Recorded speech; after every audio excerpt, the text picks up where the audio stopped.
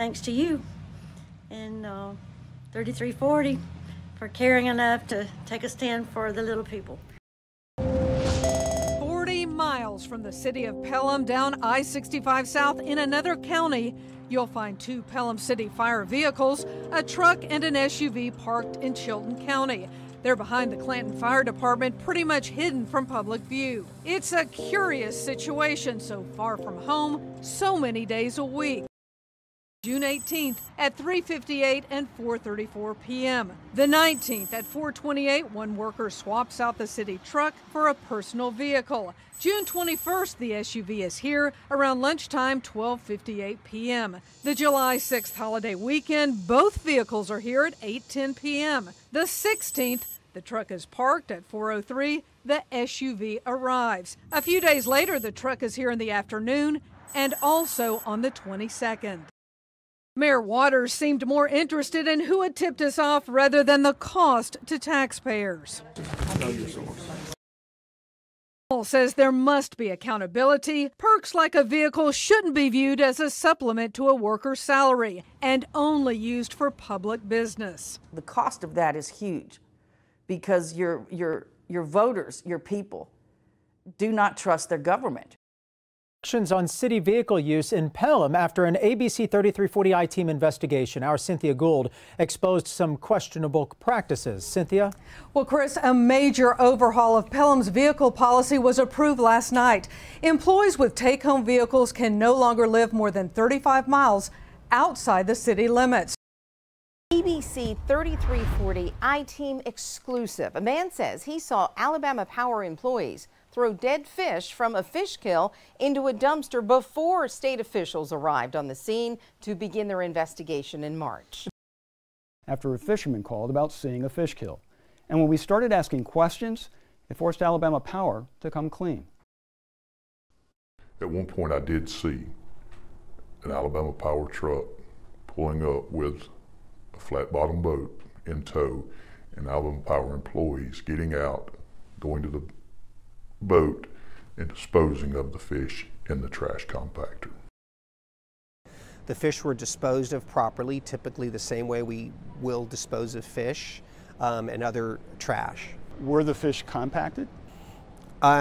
Yes, they were. I believe that Alabama Power employees were trying to destroy evidence of a fish kill. I do, yes. Friday, March 29th at 8:30 a.m.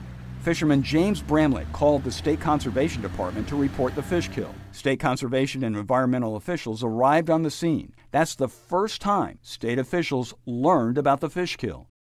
Nonprofit group Black Warrior Riverkeeper told 8M in a letter that several people contacted his organization to say that large quantities of dead fish were removed from Baker Creek and put in a dumpster prior to the arrival of 8M and DCNR personnel. He added, "We were also told that dead fish were compacted and dumped in the woods." And if 8M discovers other violations, there could be another consent order, litigation, or enforcement action. And we know you'll stay on top of it in the name of the environment as well and holding the powerful accountable. And I'm going to be watching for some of the images that you send us. And again, we've got various spotters out in the field. We've got multiple chasers. We've got Megan Thomas, who's out with Bill Castle today. We've got Stephen Quinn. He's out today, and others. When we're going to watch their stream, of course, we'll focus on this particular thunderstorm that we currently have in progress. That is in Cullman County, very close to the city of Hanceville. So again, everybody that is close to Hanceville should be in a safe place. From Aniana down to Rimland, down to Southeastern School down here. That's where you want to be in a safe place for the possibility of a tornado that's located right here. And again, all of these have been rotating broadly today, but from time to time they have tightened up, and we have had these type signatures that suggest there could be a tornado. Let me show you what this storm did earlier. Let's take WEX 05. This is some damage, Charles, from this same parent storm in Hanceville, or northeast of Hanceville. And this is up around the community of White City. And this clearly could have been, obviously from looking at that, a small tornado. The Weather Service will come in and do an assessment of the damage tomorrow.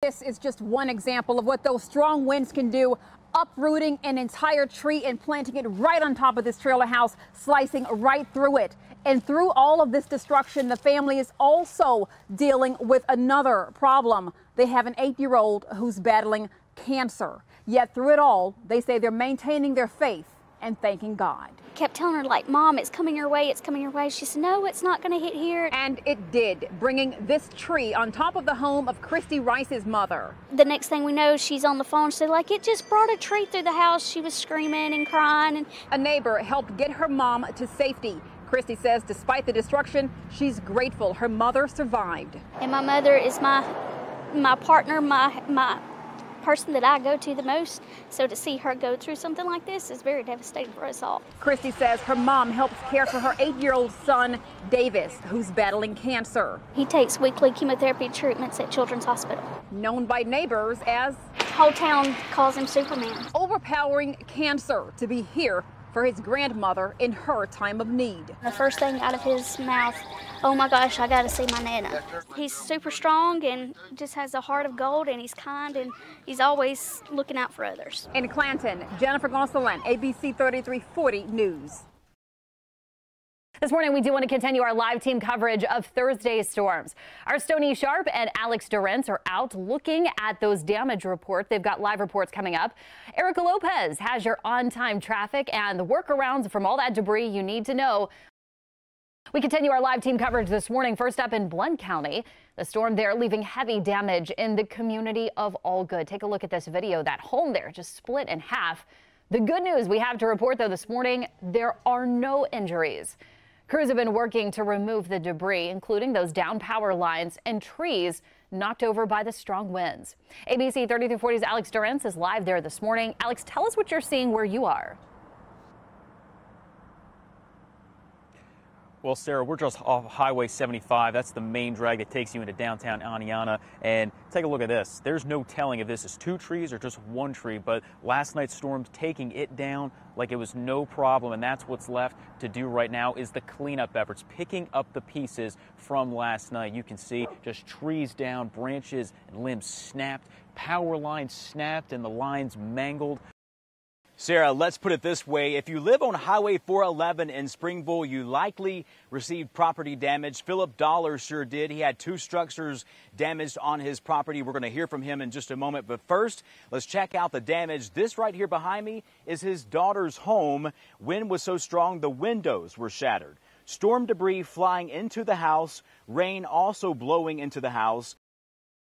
Continue this Facebook Live. I'm Stephen Quinn joining you from Weiss Lake, where EMA officials are telling us now that we are expected to see record level flooding that has never been seen before here over the course of the next 2 days. As I'm joining you here from the Money Bend Lane, and you look here as that water continues to inch its way higher. Happening now as we come on the air. Please bring her to one of our fire stations, police station, a hospital. Please, God, let them folks that got that girl bring her home back safe. And we just want the baby to come home safe. I mean, is that too much to ask? Keep your eyes open, keep your ears open. Please bring this to a safe end. Now, ABC 3340 News Tonight starts right now. Right now at 10, Birmingham, local authorities, and the entire state of Alabama are pleading for any information on where 3-year-old Camille Cupcake McKinney may be. Actually just got off the phone with Birmingham Sergeant Johnny Williams. He told me they've received multiple tips on possible locations where 3-year-old Camille McKinney may be. He says this is one of them. I'm going to step out so you can see what's going on here at the Marlin apartment complex on Jefferson Avenue. Sergeant Williams told me they're taking precautions as they're going into this apartment complex to search. This is a look at the skies there. You can see that helicopter going over right now to search this area to see if she is in fact in this Jefferson Avenue area. What made you want to come out to this very location? Because I think it's time for her to come home, and a lot of people gathering, and I think that she's going to come home today. Don't give up on her. We haven't given up on her, and we're going to locate her.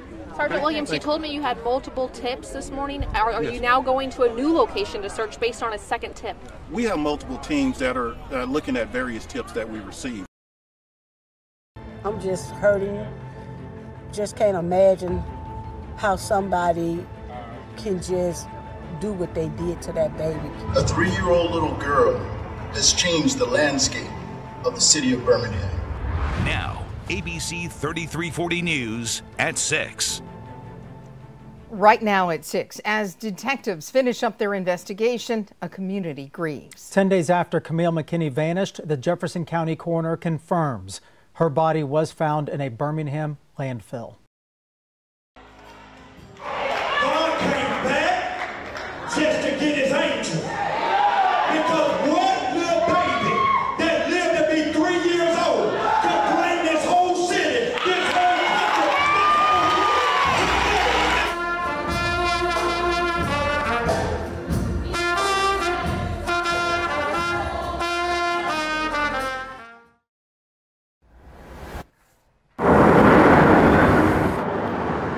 Well, you can hear it and see it right there. You're getting a good look at what it takes to bring down that 5920 bridge.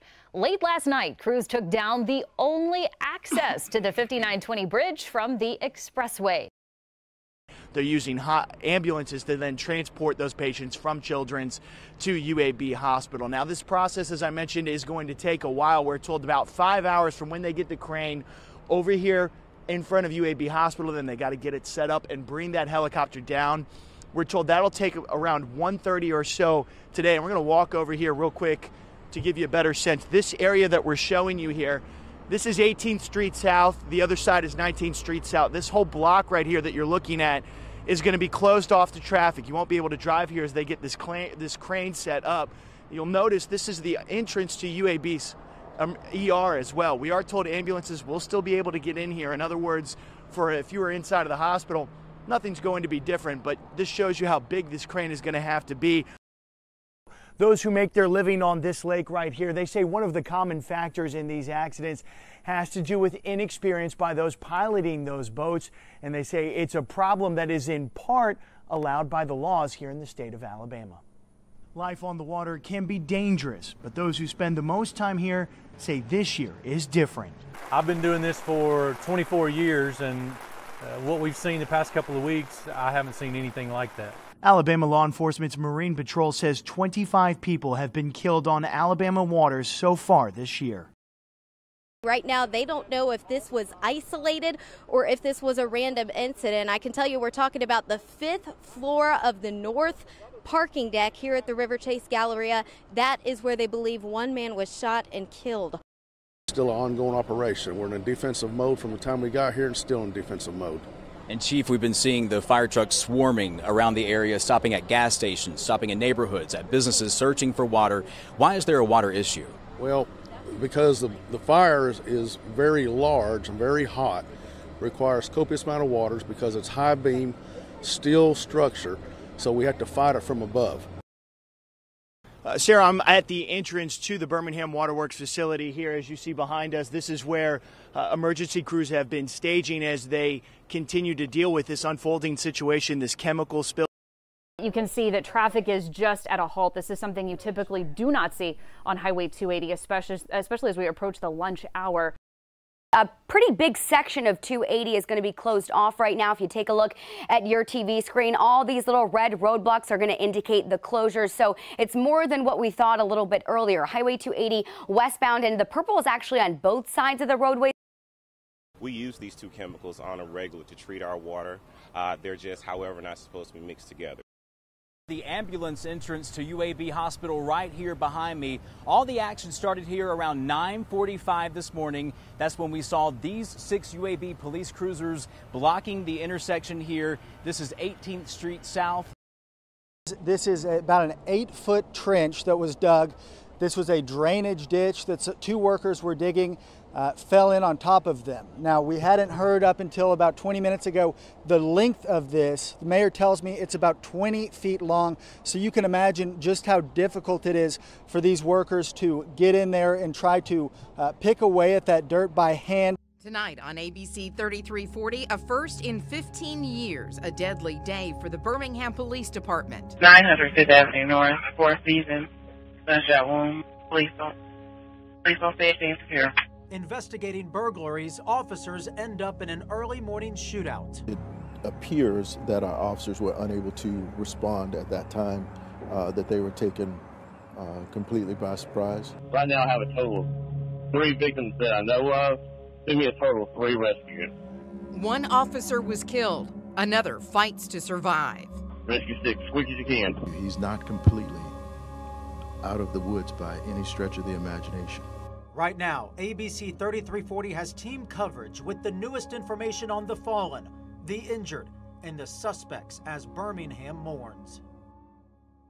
This is ABC 3340 News Tonight with Christopher Sine and Brenda Ladine. Officer Waitasha Carter died after the 44-year-old confronted suspected burglars. Another Birmingham officer is in critical condition. Tonight, one suspect is hospitalized, one behind bars, and that's not all. Cynthia Gould begins our live team coverage tonight. Cynthia? Brenda, in a news conference earlier this evening, the chief said at least part of this shooting was caught on police video. Their 2 suspects are from the local area. One is 18 years old, the other one is 31. He is still in the hospital, and there may be another suspect out there. Jennifer Gosselin continues our team coverage from UAB Hospital, and that's where the surviving officer remains tonight. Jennifer?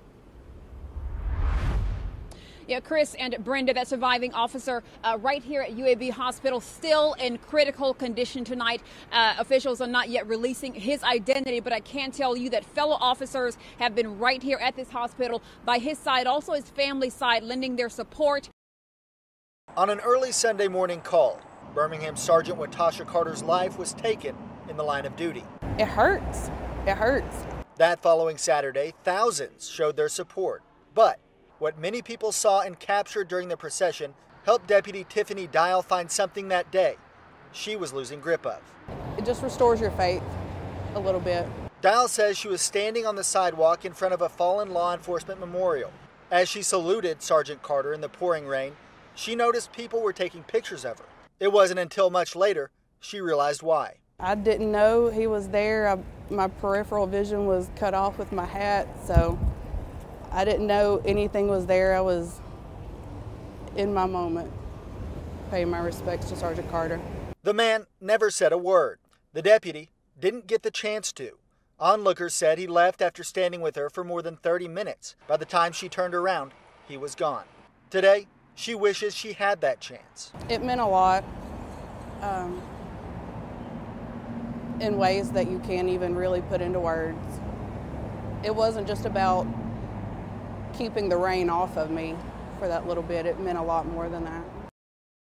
In downtown Birmingham, as officers respond to back up their own, one goes down. 22nd Street North, police officer down, report suspect down also. A would-be robber fires on the responding officers. Need you to stay, there's still shooting in the area. Covering several blocks, a maze of crime scene tape now covers a portion of downtown Birmingham.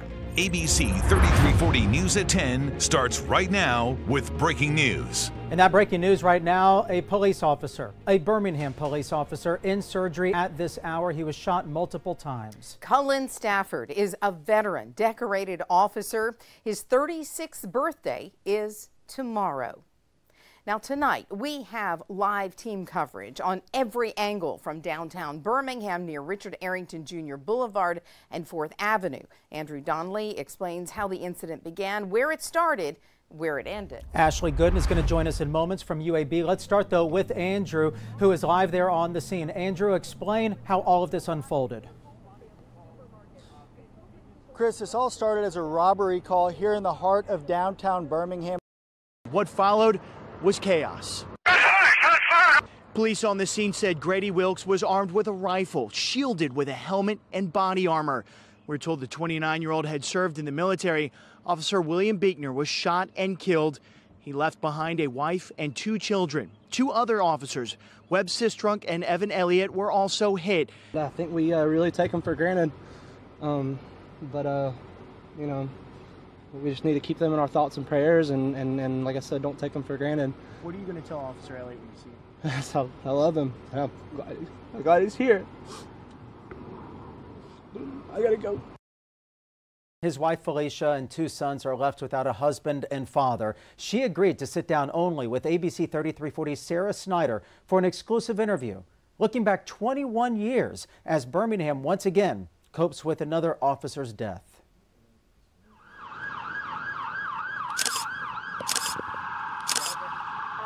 It breaks your heart to lose them. And to see another one lost breaks your heart all over again. It's hard enough to figure out what you're going to do with the rest of your life without everybody asking you questions that you really don't know how to answer. Felicia Sanderson's last Birmingham media interview until now. There is such a strong bond between law enforcement officers of every branch, every state. That's why. Because they know it could very easily be them. At the coffee shop right there in the Beach Pizza. Mayor Al Cathy is on a mission to rebuild. We have no gas station, we have no bank, we have no grocery store. We're, what you say, limping along. It's been a 24/7 job since Michael made landfall here. On a late spring day here in Mexico Beach, normally there would be families all along these sands. Right now there's not. 6 months later, all that's left are the scars left by Hurricane Michael. But right now there are people working because they believe that those families should and will be back. This was it. This was the side come in the front. Michael Scoggins is one of those people. 2 front entrances over here. We had picnic tables sitting out front. The concrete foundation is all that remains of the Killer Seafood restaurant. Even though I'm living in a tent. Nowhere is the housing crisis more evident than here in North Bay County behind Shelley Summers' home. Her backyard is open to those with nowhere else to go. 19 are here this day. And I think what upsets me the most is when people tell me I'm amazing, because it should not be that way. It should be everybody helping everybody. Good morning, Wendell. Right now the stage is going up. The chairs are being laid out for all of the guests who will come here at 10 a.m. to see Governor Kay Ivey sworn in. And in that ceremony, we're also going to see a number of other officials sworn in, including Secretary of State John Merrill, who's joining me live right now. This will be your second time being sworn in for the position. How are you feeling this morning?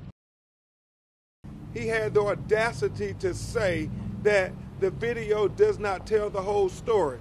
Well, the video does tell the whole story. When you look at this video, you look and see all the lies that have been told about E.J. Bradford.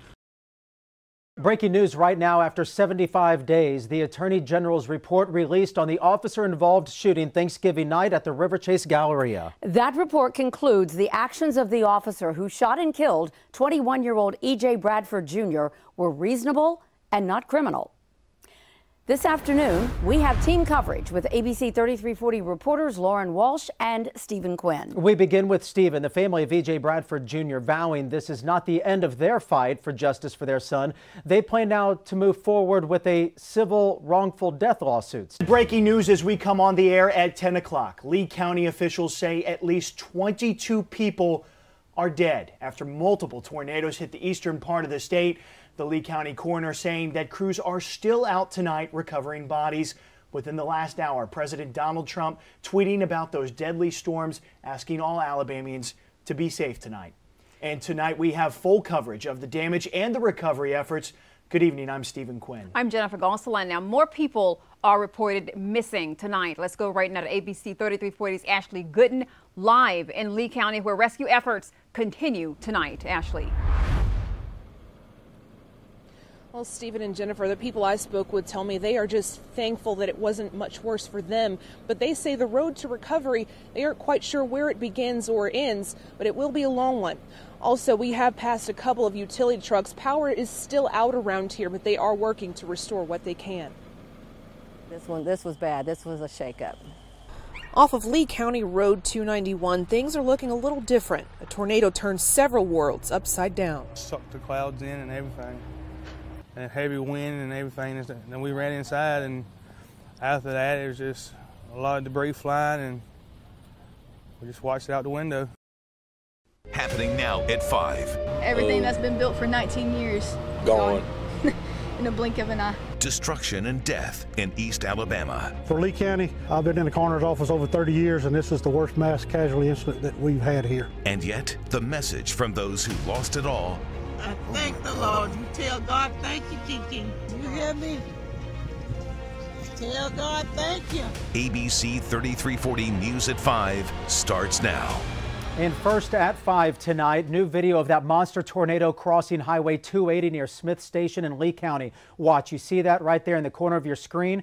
You can see the storm taking out a cell phone tower. Watch, you'll see explosions here momentarily as well. This afternoon, leaders confirmed the storm was an EF4 with winds roaring up to 170 miles per hour. The death toll currently stands at 23, and the search is on right now for survivors. We lost children, mothers, fathers, neighbors, and friends. To know Alabama is to know that we are a tight-knit community of people. And today, each of us mourns the loss of life of our fellow Alabamians. We also have brand new video of the destruction in Beauregard. That's the area of Lee County where leaders confirmed Sunday's long-track tornado took those 23 lives. And the tornado now one of the deadliest in state history and the strongest to hit Lee County since records have been kept. The Weather Authority has team coverage on the aftermath of the storm. We want to begin this evening with ABC 3340 Stephen Quinn. Death toll right now is at 23. Miles talked about how he was literally standing right there when this happened. 7 and 10 years old, right into that closet right there. They're alive today. There are many others who are not. So a sad situation there for so many in this area. ABC 3340 is partnering with the American Red Cross and the Alabama Broadcasters Association to help raise money for some of the storm victims in Lee County. I'm joined right now with Annette Rowland. She is with the American Red Cross. Get us up to speed. How much has been raised so far? We are at $3,000 right now. Yes, we've done. It's been an amazing 2 hours, and I know that it's going to get even better. There's nothing here. And yet, this morning we were here on the premises talking to these people. There are a lot of people here digging through the rubble right now, just trying to rescue something that matters to these people. They found a statue, an award that this young man received in 1995 for playing baseball, completely intact. He smiled. He got something back for his life. And I think that, you know, every time I cover these stories, and unfortunately there have been way too many of them, it's real easy to let your emotions take over. And you realize, as you look around, there by the grace of God go I. There is nothing left here. And yet these people continue to say, we're a close-knit community, we're going to be fine. The help is so much appreciated. And as we just saw with Marine One overhead, the president, our senator, congressman, governor on board with him, they are talking about making this place whole again.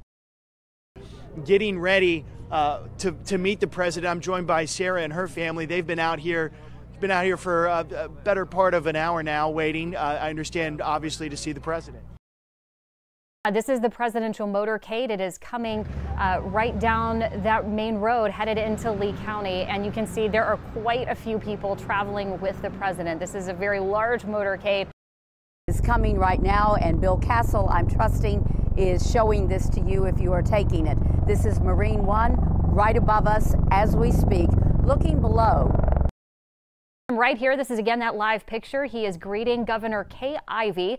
Again, this is at the Auburn Airport. It also looks like that is Senator Doug Jones greeting him in that area as well. Several people there to greet the First Lady and the President.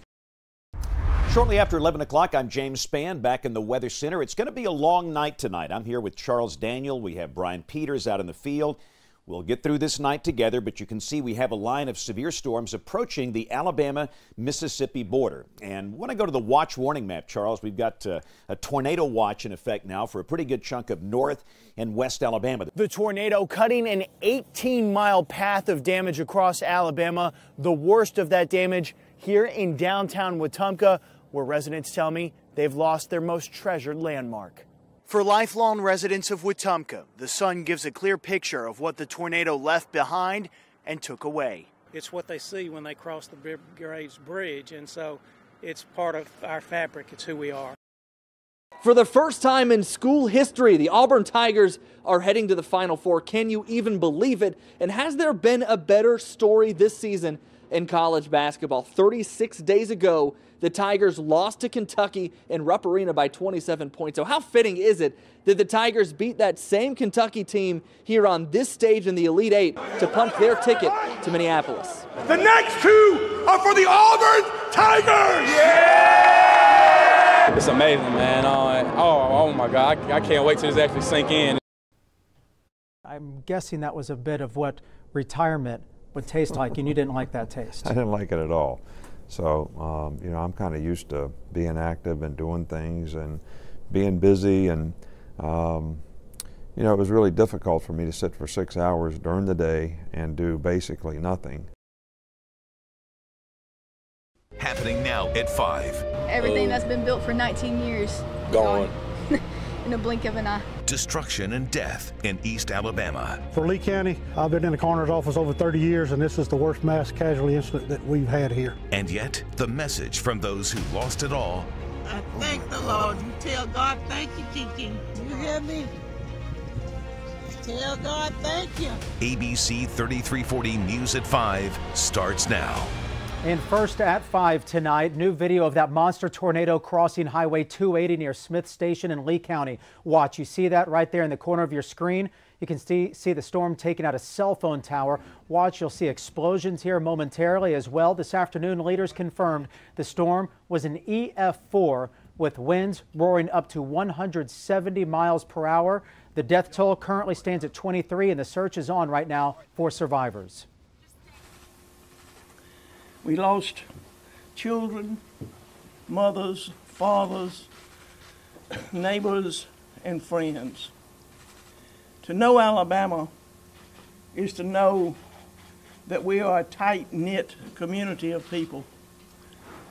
And today, each of us mourns the loss of life of our fellow Alabamians. We also have brand new video of the destruction in Beauregard. That's the area of Lee County where leaders confirmed Sunday's long-track tornado took those 23 lives. And the tornado now one of the deadliest in state history and the strongest to hit Lee County since records have been kept. The Weather Authority has team coverage on the aftermath of the storm. We want to begin this evening with ABC 3340 Stephen Quinn, who is live in the hardest hit area, no doubt. That is Beauregard in Lee County. Stephen? Pam, this is ground zero where some of the worst damage is done, and beyond these trees over here, there is still first responders that are sifting through the debris, trying to find any possible people or bodies that may have been left behind. Meanwhile, here, recovery efforts already underway. The race now to try and get power restored. No bodies were found today in the search so far. Still, the loss of life is staggering, and we are told from officials that there are still people unaccounted for. 23 dead, and there are 3 children among them. And this here is the farm for Miles Tatum and his family, who cover this and have been here for decades. Miles was here with his 2 sons as this EF4 tornado narrowly missed where they were taking shelter. He says his father's trees that were harvested here are completely destroyed, and Tatum described what he saw as he fled for safety just moments before he was able to get inside. So what do I see? It started across the field behind the cameraman. You could see the clouds converge real quick within a matter of seconds.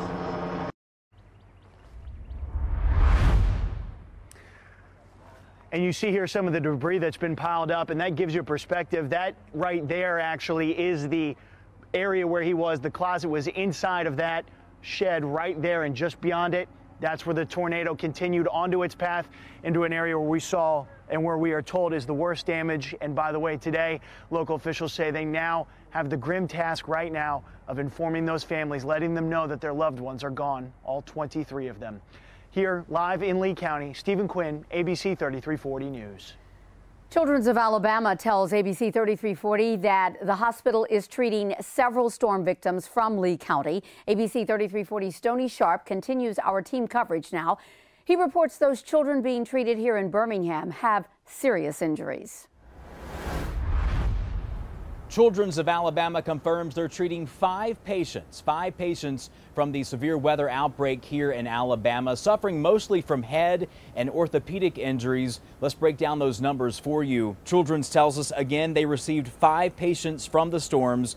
3 of those 5 are trauma patients, and 2 of those 3 trauma patients are considered level 1 traumas. Level 1 is the most significant injury you can receive, so some of the injuries here are very serious. Many other patients are being treated in Lee County. East Alabama Medical Center tells us they received more than 40 patients today. On Monday, certain patient procedures have been canceled at that medical center. And back outside Children's of Alabama in downtown Birmingham, the name and ages of those patients here have not been released. In downtown Birmingham, Stoney Sharp, ABC 3340 News. We have also learned that UAB Hospital also received 7 patients who were injured in Sunday's tornado. Smith Station, south of Auburn, also was hit hard by Sunday's EF4 tornado. The storm was caught on camera as it roared through that area. Homes and business owners are also reporting major damage. We will have a live update on cleanup efforts in Smith Station in less than 15 minutes. And Pam, President Donald Trump has also been briefed on the tornado devastation in Lee County. And he has spoken with Governor Kay Ivey, telling her he has directed FEMA to give Alabama the A+ treatment as tornado recovery begins. In fact, he says FEMA is already assisting in the hardest hit areas. They're in full force, and whatever we can do, we're doing. They're already there. They got there last night. President Trump says the whole nation mourns for the more than 20 lives lost in Sunday's storm. Also, ABC's David Muir will anchor World News tonight. That is tonight at 5:30 live from Lee County. Well, the city of Eufaula is just south of Lee County and Barber County, and early estimates indicate the EF1 tornado that blew through there, if I'm not mistaken, it's been upgraded to a 2. Is that right? It has been upgraded? Okay, that has just been upgraded to a 2, and it happened Sunday, of course, and it caused millions of dollars in damage. ABC 3340's Byron Khalil continues our live team coverage now in Eufaula with a look at some of the damage there. Byron? Yeah, the airport and one of the city's fire stations are completely destroyed. This is the rural part of Eufaula. It's also the hardest hit in this area. Now, this is sort of a 3-mile space that's been completely devastated by this tornado. Inside, 2 Eufaula firefighters were inside the northern fire station when that tornado swept over. It destroyed that building along with the airport, which stood just a few feet away. The tornado took out 30 hangars and 21 airplanes, ranging in size from jets to smaller planes. Fortunately, Eufaula Mayor Jack Tibbs says there were no injuries reported. It's rural all the way to the lake, so there's no houses there. So we dodged that. You know, we dodged it being around any population that, you know, it would have been worse if it had been back toward our town. Now, Mayor Tibbs says he expects this fire station to come down sometime next week. Coming up at 6, though, we'll have more on those 2 firefighters who were inside during the storm. Live in Eufaula, Byron Khalil, ABC 3340 News. And we want to bring in the expert right now, Alabama's chief meteorologist, James Spann. And James, just days into the official spring tornado season, and already Alabama dealing with significant loss of life. Right. We've had 6 confirmed tornadoes statewide. The Weather Service in Birmingham confirming 4 in the eastern part of the state. And again, the one north of Eufaula just upgraded to an EF2. Of course, the Beauregard tornado is an EF4. That was down for at least 28 miles. Now we have cold air to deal with. The storms are long gone. It's It's freezing at Coleman, 31 at Haleyville right now, so we'll be way below freezing tonight. And this cold air has some staying power. We're expecting sub-freezing lows for the next 3 nights. I've got forecast details coming up shortly, so stay with us. And a reminder, you can keep up with the Weather Authority anytime with the free ABC 3340 mobile app. If you haven't already, go ahead and download it. It will alert you to severe weather in your area. And Hoover's ISIS bride loses a round in court. Ahead at 5, what today's decision means for her effort to return to the United States. And you could call this a hot time at Mobile's Mardi Gras. What we are learning about fires burning in porta potties. Next at 5. New tonight, a man serving life in prison for beating another man to death in 1999 was stabbed inside St. Clair Correctional Facility in Springville. Stephen Eric Mullins was stabbed last Tuesday, but he died from his injuries Thursday. Mullins was sentenced to life in prison for the 1999 beating of Billy Jack Gaither. He told authorities he killed Gaither because he was gay. Christopher Scott Jones now is accused of killing Mullins. Jones is serving life for killing 5 people in Shelby County in 2008. Hoover's ISIS bride will stay in a refugee camp in Syria a while longer. A federal judge denied an expedited hearing in Huda Muthana's family's efforts for her to return to the United States. Muthana left the country to join ISIS. She now says that was wrong, and she's trying to come back to the U.S. and face punishment for her actions. In West Alabama, we go to Tuscaloosa, where investigators say 61-year-old Tommy Wayne Beard posed as an Uber driver and took photos of an unconscious woman. Beard was stopped by a deputy early Sunday morning and later admitted he was posing as an Uber driver. The woman in the car told authorities she did not remember getting in the car with Beard. They say he had photos of other women on his phone. Investigators are asking anyone who paid Beard to give them a ride home to call authorities. Well, it is a community that's seen its share of tornado devastation. Survivors in West Jefferson County react to seeing all of this new destruction in Alabama. It's next at 5. Breaking news in DeKalb County tonight. In the last hour and a half, Sheriff Nick Weldon announced an arrest in the brutal murder of 11-year-old Amberly Barnett. This man, Christopher Wayne Madison, is now charged with capital murder, accused of strangling her. She vanished from her aunt's house on Friday in Collinsville, and her body was located Saturday morning. Her mother fought back tears as she remembered her daughter. Nobody should bury their 11-year-old child. Nobody should have hurt her. She deserves more than justice. She deserves her life. The DeKalb County Sheriff says he will not be releasing any more details in fear it might jeopardize the investigation in the case. Christopher Wayne Madison is being held without bond in jail in Fort Payne. Mardi Gras celebrations got off to a fiery start. Check this out here. Yeah, my goodness. Boy, the things you could say about this. Before Tuesday's celebrations got underway, firefighters were called to the square, and you can see why. At least 6 porta potties here caught fire this morning. Crews are now trying to figure out what started the fire. No injuries, but I'm sure it was kind of smelly. When it comes to car seats, you know that bargain deal that you found on the internet? Could be dangerous. Tonight, the I-Team's Cynthia Gould investigates counterfeits. Car seats give parents peace of mind, so important to protect their children. But knockoffs are popping up on the internet through third-party vendors. It is convenient, but make sure you know who you're buying from. The safety checklist you need to know. Plastic was very flimsy. Counterfeit car seats tonight at 6. Our I-Team is always working to answer your problems or concerns. You can call the number on your screen or email them directly at iTeam@abc3340.com. The Weather Authority is on top of the tornado destruction across the lower portion of Alabama. Nicole Fierro is live in Smith Station for us tonight. Nicole, you spoke with a couple who survived this tornado with only minutes to spare. Christopher, neighbors here in Smith Station say that sirens started going off, then minutes later, their lives forever changed. Lee Road 294, a small town neighborhood now in ruins. Residents spent yesterday hiding for their lives. Today, they take it all in. And it was almost, this is going to sound weird, but it was almost like you just fall to your knees and you thank God that everybody's alive. Amanda and John Key survived the tornado, hiding with their hands over their heads in the closet. You can hear everything breaking, glass breaking. Things hitting the house. Things hitting the house, a train on top of your head. Walls shaking. Yeah, it was. Ground shaking. It's almost like you're in a nightmare and you just want it to stop. Just make it stop, make it stop. This morning, they were forced to relive that terror when they heard the train down the street roll through. Came through this morning and me and him both just froze, and I was like, I don't even want to hear the freaking train anymore. I mean, it's like it's right here at us again. That train passes by at least twice a day. The Keys hope it won't be this bad every time. But during these painful moments, they must focus on how fortunate they are. Because all of us are lucky. Beauregard has got our prayers. They didn't get as lucky as we got. Nowhere near as lucky. People lost their kids. The man next door, matter of fact, lost his uncle in Beauregard yesterday in the tornado. He rode it out here and lost his uncle down there.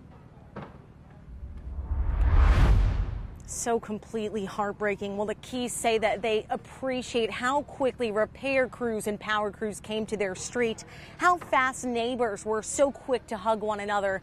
Mother Nature's worst, bringing out the best in humanity. Reporting live from Smith Station, Nicole Fierro, ABC 3340 News. So many communities across the state can relate to what people in Lee County are having to feel right now and having to deal with. Oak Grove in Jefferson County, of course, is one of them. It was hit by an F5 tornado in 1998. ABC 3340's Lauren Walsh continues our live team coverage now in Oak Grove. And Lauren, many people can never forget what we saw and felt and had to experience in Oak Grove, where so many people lost their lives. And people here in Oak Grove are watching the pictures of Lee County on the news, and they tell me the memories come flooding back. This is the site where Oak Grove School stood before the '98 tornado destroyed it. But the people here rebuilt, and now they're sending a message of encouragement to Lee County. It's so emotionally scarring that I think you can't forget it. Courtney Gardner was in 3rd grade at Oak Grove when the April 8th tornado ripped through in 1998. We actually heard James Spann say on TV, if you live in Oak Grove, get in your safe place now. And so we went down to the basement. Her home saved, but her school destroyed. Lance Northcutt was a teacher and a coach there. I'll never forget, it was just a pile of rubble. And we were there that night, and there were people that they had used one of the buildings that they were using as a place to store bodies. Nothing goes back to the way it was before, but you find a new normal, and you find the way things work out and they become different. When I saw the pictures this morning on the news, it does bring back those memories. It's the most helpless, devastating thing that you can imagine. My heart hurts for them. My prayers go out to them. There's nothing like it. Now, looking back, you realize that good comes out of everything. You have to look at it, and of course we did get a new school. I hate the way that we got it, but I'm thankful for it. The Lord restores things, and He will restore them.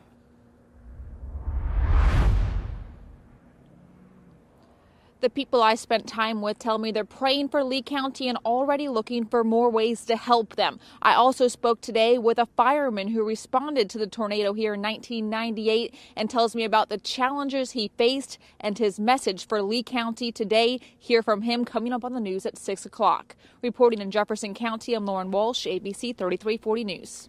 1998, 32 people died in that one. Many people living in Alabama have experienced the physical, the emotional damage that a tornado can bring. Right now, local organizations are sending relief to Lee County. Charities and churches are collecting cleaning supplies, canned food items, toiletries, and warm weather clothes. There are plenty of opportunities to help. We have a running list right now of the charities taking donations on our website, abc3340.com. James?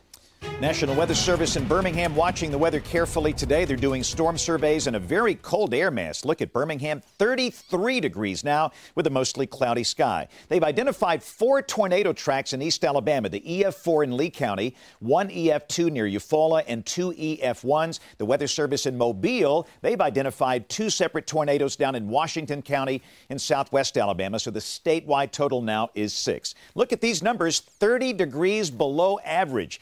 30s 70s across the board. Most locations should be up in the 60s this time of the year. Much of the country in a very cold air mass. We're going to see sub-freezing lows for the next 3 nights. And some folks maybe with a few ice pellets tonight, mainly across the southern half of the state. With this disturbance coming into South Alabama, no impact there. A curiosity more than anything else. And again, it's not going to be this widespread, but again, the chance of a little sleet on the northern edge of this. Tomorrow will be a sunny day, a cold day, the high in the 40s. Wednesday, same thing. We start the day in the 20s. The high will be in the 40s. Thursday, a warming trend begins. The sky mostly sunny, clouds off to the west. Clouds will increase on Friday. The chance of showers, but a decent chunk of the day should be dry, will be in the 60s by the end of this week. And then Saturday, we head for the 70s, and a major storm system comes in. We could see showers during the day, then a chance of strong storms Saturday night, maybe severe. Based on the latest data we have seen, we'll watch trends carefully in coming days as the weekend approaches. Our forecast for tonight, the sky mostly fair, a freeze warning in effect. The average low 21.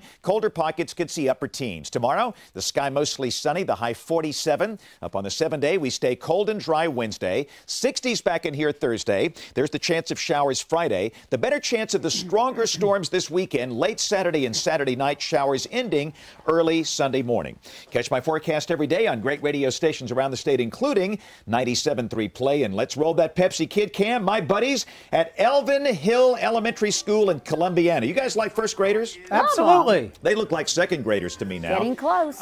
You know, it is. I can't believe this school year is flying so rapidly. Yes. Did you see the cookies that came in today? They flew out. Cookies with a message. I like the respect the Polygon, but they were great. Good to see those kids. It is always fun seeing the kids at Elvin Hill. All right, Jeff Spiegel in sports. I ate the umbrella, by the way. Sorry. Coming up next in sports, an Auburn Tiger makes an impression at the NFL Combine. And basketball is a beautiful sport because we get to see the battle for bragging rights more than once a year. Tomorrow, it's Bama and Auburn again. More from the Tide and Tigers next. Now, the Pepsi Sports Desk with Jeff Spiegel. Today on the final day of the NFL Combine, Browns coach, former Crimson Tider Freddie Kitchens watching. Former Auburn Tiger Jamel Dean really fast, a 4.30 40. 4 years ago, this guy was medically disqualified at Ohio State because of multiple knee injuries in high school. Today, he ran the second fastest 40 at the Combine.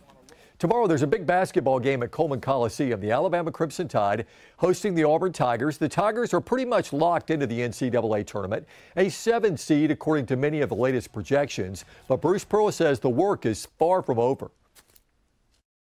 But if we don't keep getting better and improving and becoming more efficient, you know, it'll be hard to win another game. That's how good the teams are we're playing against, and that's our goal, is to keep trying to play better. I think we did that last week. Well, the Tide will be looking for revenge. They played one of their worst games of the year when they went to Auburn Arena a month ago. They lost 84-63, and the Tigers did whatever they wanted offensively, shot over 50%, almost 60% from 3. But the most troubling stat for Avery Johnson, there are almost 24 turnovers. This is our last home game against a team that we're 0-1 against this year, and we got to figure out a way to even it up. I think the big takeaway was our lack of ball security. You know, whenever you have 20, 21 turnovers, they get out in transition and they score it off of it. Hey, let's check out the AP poll. Gonzaga still #1, followed by the wonderful Wahoos of Virginia. Carolina jumps over Duke into 3rd. The Vols whoop Kentucky, so they're 5th.